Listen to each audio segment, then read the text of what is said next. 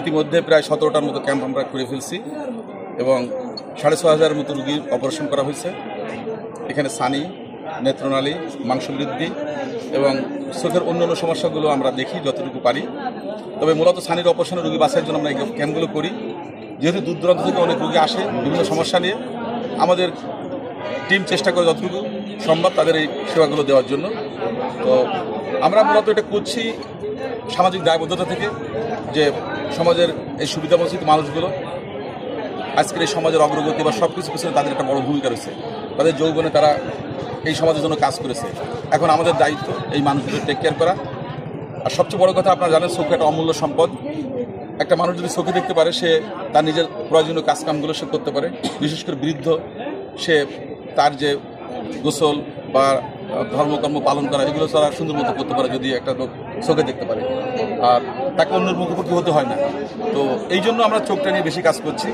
এর পাশাপাশি আমরা স্বাস্থ্যসেবা অন্যান্য খাতে আমরা কাজ করছি, বাট মূলত বছর আমরা এটা করছি এবং আমরা আশা করি যে এদের মাধ্যমে মানুষ উপকৃত হচ্ছে এবং তাদের আস্থা। আপনারা দেখতে পাচ্ছেন যে আজকে এত বৃষ্টি, এত দুর্যোগ, তার ভিতরেও শত শত মানুষ মাঠে এসে উপস্থিত হচ্ছে, তারা সকাল থেকে চোখ দেখাচ্ছে। আমরা আশা করছি যে এবারও আমাদের একটা বিরাট কোয়ান্টিটি আমরা ঢাকায় নিয়ে অপারেশন করবো।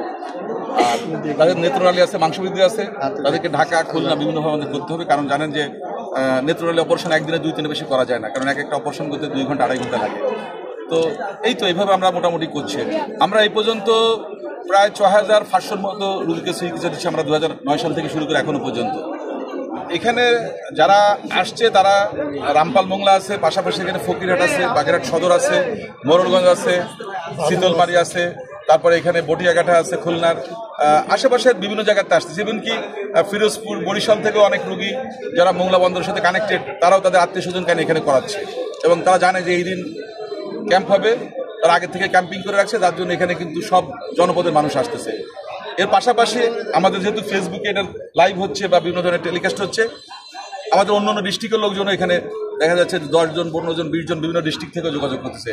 ঢাকা থেকেও অনেকেই আমাদের সাথে যোগাযোগ করে তারাও ওখানে অপারেশন করছে আমাদের ক্যাম্পের মাধ্যমে। এবং এই অপারেশনটা যেহেতু সম্পূর্ণ ফ্রি, আমরা 1 টাকাও নিই না কারো কাছ থেকে কোনো পর্যায়ে।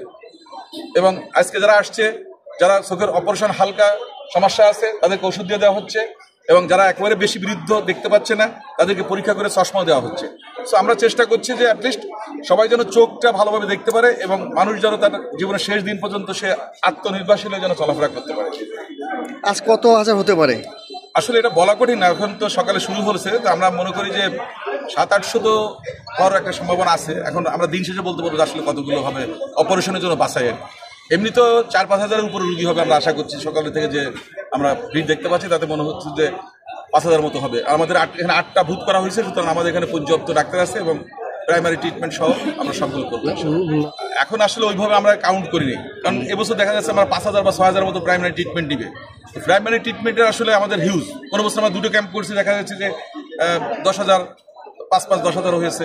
আবার কোনো বছর দেখা যাচ্ছে 3,000, 4,000 হয়েছে। লক্ষাধিক মানুষের অপারেশন হয়েছে, কারণ আমাদের 17টার মতো ক্যাম্প হয়েছে। প্রত্যেক বছর 5,000 করে হলেই তো আপনার বিশাল চলে আসে। লক্ষ